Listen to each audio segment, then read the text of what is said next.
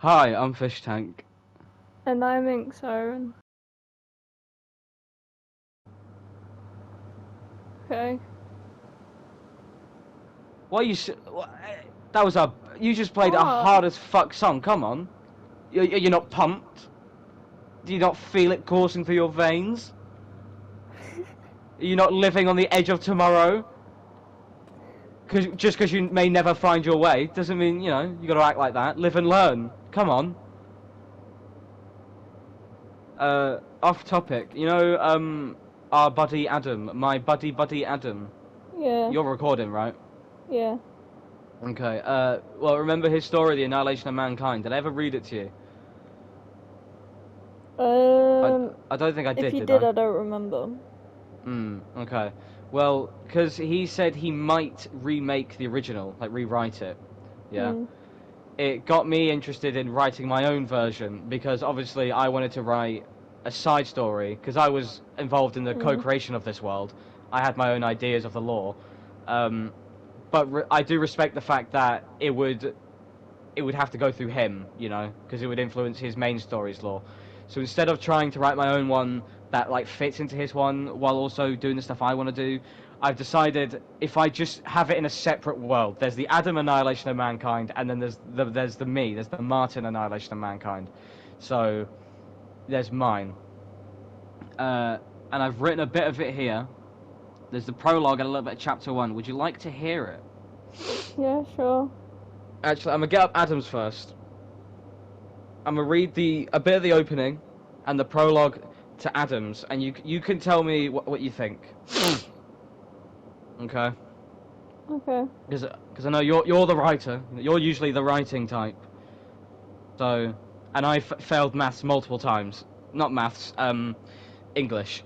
So, I'll get an opinion from someone who I'm guessing hasn't failed English.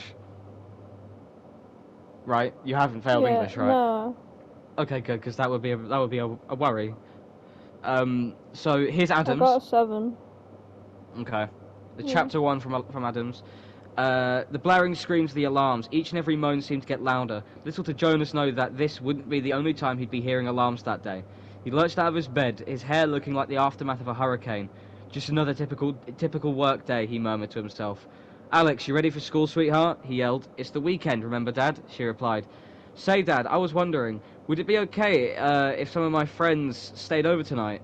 I promise it won't be like last time. We'll just spend the night in the bunker, Alex asked. No, you know how I feel about your friends, and besides, the bunker is only used in case of emergency, her father reposted. As he walked towards the door, forgetting something, she said impishly, as she handed him a golden locket. Jonas opened the door and set foot into the boiling outside world, and made his way towards his car. He had an Audi S8 that was as black as the night. The inside of it had a minty fresh smell and worn-out dark green leather seats. On his way, on his way to on his he noticed something that caught his eye. While stuck in traffic, Jonas overheard the ramblings of a hobo. He kept shouting things like, "The end is near," and "No one is safe." Jonas couldn't help but wheeze. Jonas couldn't help but laugh at him. What a fucking weirdo, he wheezed. I heard that young man. When God unleashes his wrath upon this world, I hope scum like you perish first, the hobo ranted. Jonas slowly drove away with a smile on his face, laughing to himself. So that's like part way through chapter one. That's the opening. What do you think of Hmm. that? What are your opinions? And also, important question here. What do you think of the characters? Um. Well, I give it a solid 6.5 to 7 out of 10. Okay.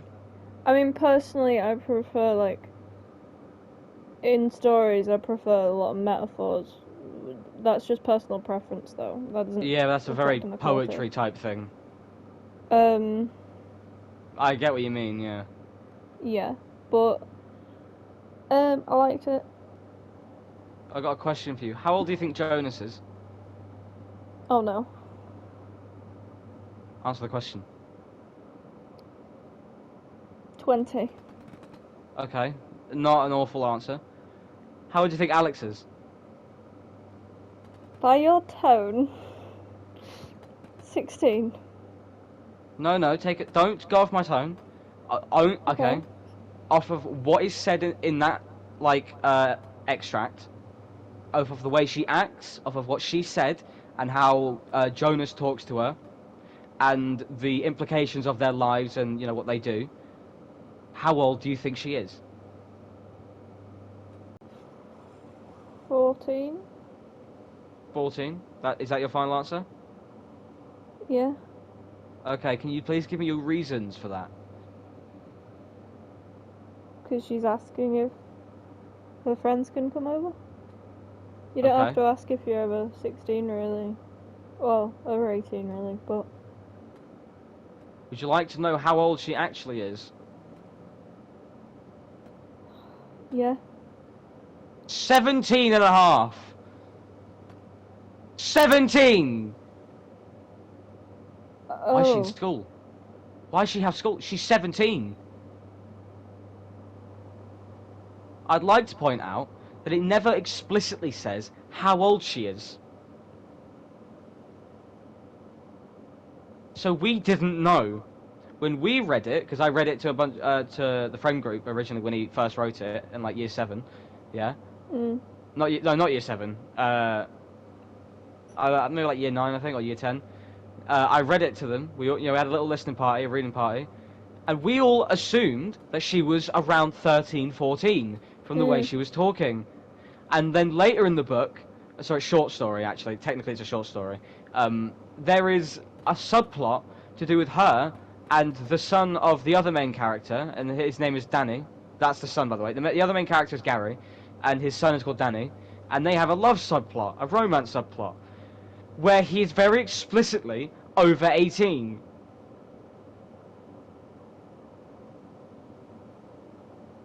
We thought she was 13. But, and the way he writes it is even worse, because he writes it like she's being groomed. Like all the bits where he's being romantic, or they're figuring out that they love each other, it's just her being vulnerable and him taking advantage of that. Oh, no. Just really trying to flirt while she's being extremely vulnerable and clearly not in a good mental state. In the apocalypse, mind you. Sounds relatable. So okay. It kind of seemed like grooming. It felt like a paedophile grooming someone. Because we know that by the time she meets Danny, she's 18. It's technically okay. So okay, fine. It's not pedophilia. Still weird. Him going for her only when she's vulnerable. But whatever. Some people just do that. We're not going to comment. Some people are freaks. That's just what they are. I'm not going to. Well, I will judge, but life is life. There's not much I can do about it. Yeah, other than that, what did you think of it? It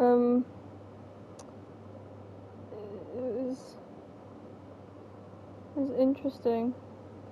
Mm-hmm. I'm going to read my one now. Now, I will say, I'm not saying that this is better, right? I am not a writer. I think I have some good creativity in terms of writing. The thing is, this is where I shine. Art is where you shine. Yeah. Writing is where I shine. Yeah, I'm more of the creative make-a-world type, rather than the write the world type. I can come up with a story. I'm not great at writing the story. But as an artist, I am always one to try a different form, a new art form, and try something different. I wouldn't be a good artist if I didn't, So here is the prologue, as well as the first bit of chapter 1 that I have written. And right from the beginning, it is trying to set up the altered lore that I had in mind when I helped him make the world of this story originally. And when I finished it, I'll elaborate on the changed lore bits here and there, okay? Yeah. So, prologue. Cold metal. The smell of cold metal filled the room. There was no windows. There were no windows, just large grey walls encasing the vault. Hundreds of giant vials, caked in a condensation hiding an unknown liquid, were lined up in a grid pattern, either side of the walkway, leading from the opening entrance to a large computer. A man in a white lab coat was working, typing and murmuring to himself. The footsteps stabbed at his back, A man in a dark blue suit marched towards him, doing his white jacket buttons up. He stopped 2 meters from the lab coat. Mr. I gotta do an accent because he's American. Hold on. The accents are actually important. Mr. Baker, how is the project coming along? Will the investors be interested? He asked. He didn't stutter. I'm just terrible. He asked with a grin reaching from ear to ear. Yes, sir, but I have a request, Baker muttered. What is it? I want my name stricken from this project. It's inhumane. It's not right, he timidly demanded. The man in the suit walked past him. He almost ignored his cries, picking up a clipboard and examining the contents. Well, the results seem promising, and I'm sure we could replace you at this stage. Most of the work seems done anyway. His taunting tone flew across the room, filling Baker's head. After all the work I did, you're just gonna replace me? His voice was angry. The man's finger pointed, jabbing at his chest. If you don't want your name on the project, you don't get the project. He stared down Baker, dropping the clipboard onto the floor. Baker was still angry, looking past him towards the results on the computer as a number changed. 99%, 100%. Test successful. The man walked past him, leaving through the front door. Baker was left alone, with the light hums and beeps of the computer, a mist spreading from the vials, filling the room once again. He was alone in those cold metal walls. Chapter 1, Pre-Delirium. Beep, beep, beep, beep! I don't think it sounds exactly like that, but the alarm blared through the room. His head was pounding, his arm launched forward, his limp wrist turning off the clock as he pulled himself out of the bed, dragging his feet to the bathroom. His face looked dead as his daughter walked in. Dad, you look like a zombie. Jesus, clean yourself up. We don't have time. Jonas looked at himself in the mirror, analysing and fixing his face. He dressed himself up, preparing to leave. As he went down the stairs, he saw his daughter grabbing a piece of toast. Alex, don't do anything stupid till I get back, and make sure the bunker lock works, he quickly shouted out, before walking out of the house. And then it ends there. I like that, especially the start. Well, actually... Yeah. I was worried, because it feels... okay, yeah. I'm distracted now, because I'm adding stuff. Go on, continue, other than... Like, the starting bit, because obviously I said I like more metaphors and uses of actual... The reason there are things, techniques in English, like, similes, metaphors, rule of three, all sorts, is for you to use them. Without using any of them, your story won't be good. That's why I really take advantage, especially of metaphors. I do love them, but you used a lot of techniques at the very start, and I loved that part. Okay. Do you have any notes on the lore I'm adding there? Because that whole section there, at the beginning, the prologue, all of that is new added lore that wasn't in the original. Mm. It is unrelated to what happens in the original short story. I like it. I mean, I think it's a lot better than Adam's. Thank you. I don't think I have any criticisms or anything.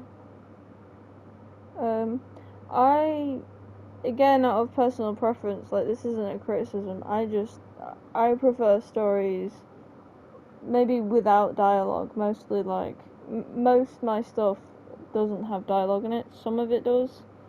Yeah. Like, I write That's not quite really a lot, possible with this story, yeah.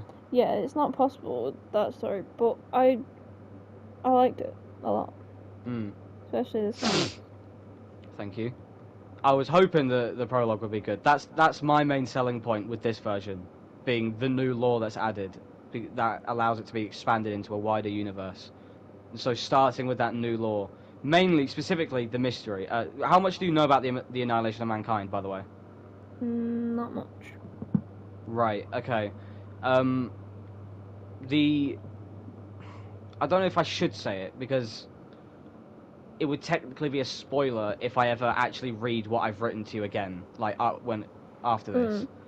But also, it gets like revealed in like the first, maybe second chapter, because it's meant to be the selling point of this apocalypse story. Yeah. But I'm not sure whether it's a spoiler or not.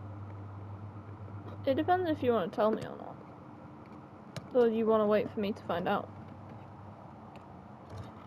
I think I'll tell you bits and pieces. I'll try not to spoil the main bits. It's the Annihilation of Mankind is an apocalypse story. It's supposed to be part of a trilogy: the Annihilation of Mankind, the Resurrection of Mankind, and then the third one, which was never written, sadly. Although Adam might actually be writing it now, so that makes me happy. But it follows a world where bombs dropped. That people think bombs dropped, and people think that the world is coated in radiation until maybe like a year and a bit later, they get out of the bunker, and there's a mystery around what the bombs were, like what actually came out of them, and around a monster that came out that exists because of the bombs. There is a monster that has wiped out humanity essentially to its last legs. Oh, fucking hell, what was that? Last legs. Oh, somewhat filled with saliva in my mouth there. I could feel it sloshing about. It's got humanity on its last legs, and there's the main mystery, at least in my one, is who made the monsters, why did they make the monsters, and how are the monsters made? How do they actually exist? In the original, it's not as big a mystery. There's technically a mystery in it because of something that happens at the end, which is a plot twist I won't reveal, and to do with the villain, but it's not elaborated on as much as a mystery, as much of a mystery, because in the original, it's very explicitly said to just be radiation. It's very, very explicit that when they got in the bunker, nukes dropped, and when they came out the bunkers, radiation had mostly cleared away, but what was there of the radiation had mutated people into these creatures. My one, because when I made the lore, no. Okay. There's inspiration from Dying Light. But when I made the lore with him, I think because we just didn't agree on some bits, because he obviously had a story he wanted to tell, which my lore didn't end up fitting, which is fine. That's his story. My one leans more into that mystery, which is why that prologue is there. It's supposed to lean more into the question of what are they making?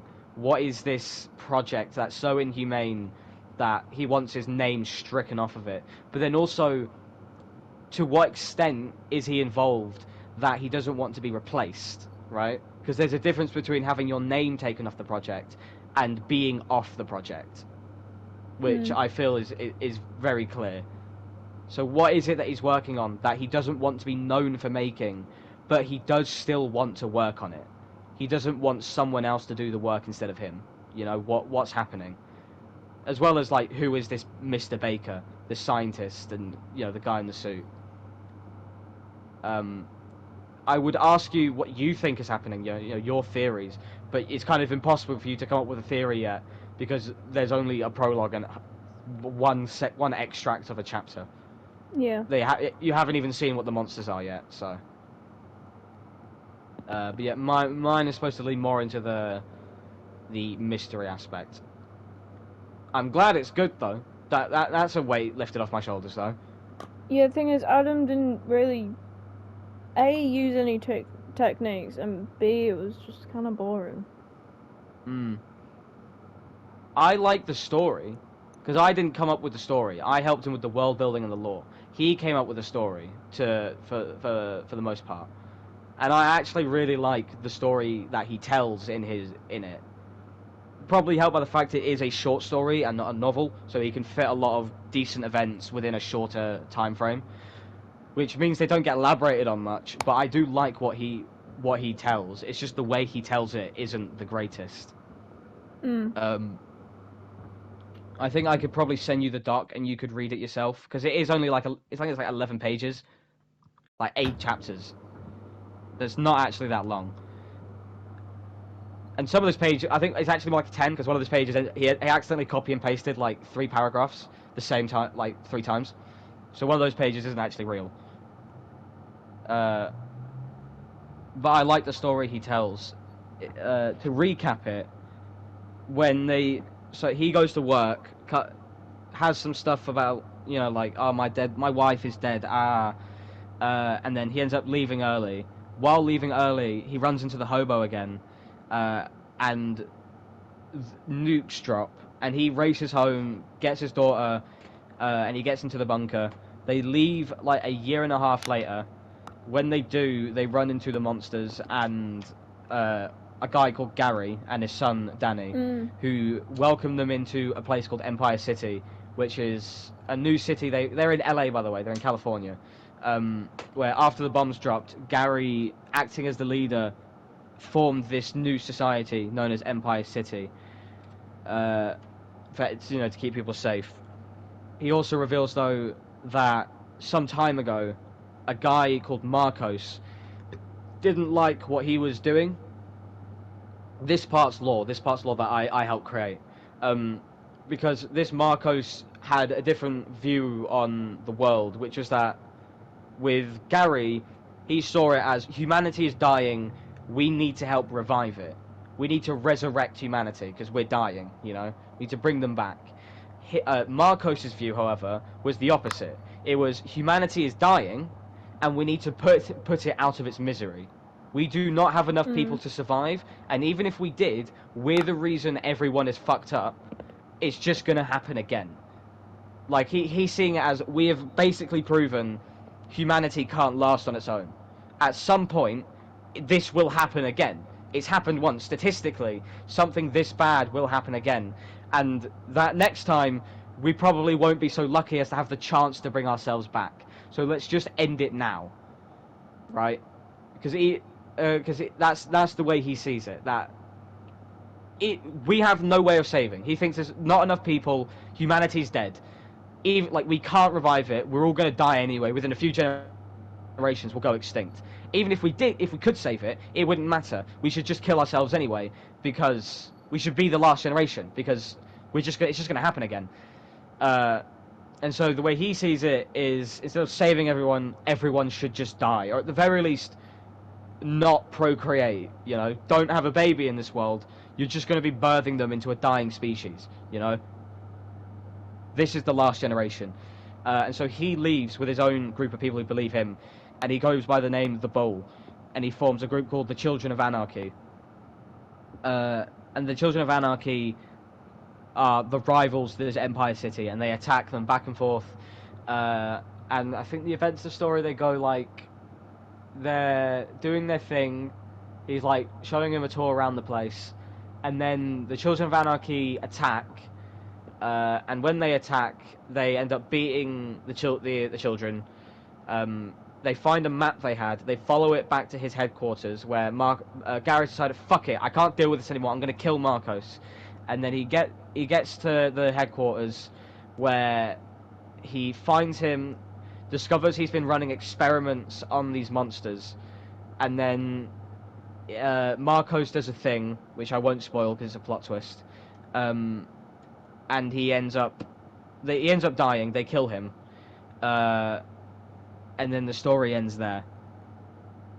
With they get back. They have a funeral, and they're like, "Oh, we're gonna keep humanity safe." I've tried not to say too much there because there are actual plot twists in there I don't want to spoil. Because again, I do genuinely like the story. I think he's not the greatest at writing. Yeah. Would you like me to read the rest of it to you now? This could be content, or would you like to read it and you read it and I'll send it to you? You can read it. I think it's better if someone else tells you a story. Okay. Sit down, get your reading cap on. Hold on. Get in the house. Hang on. We got content. Oh my god, we got content! We've actually got content! Short story time. Can you believe it? We've got content. Dim the lights. Oh, I'll switch out the blocks.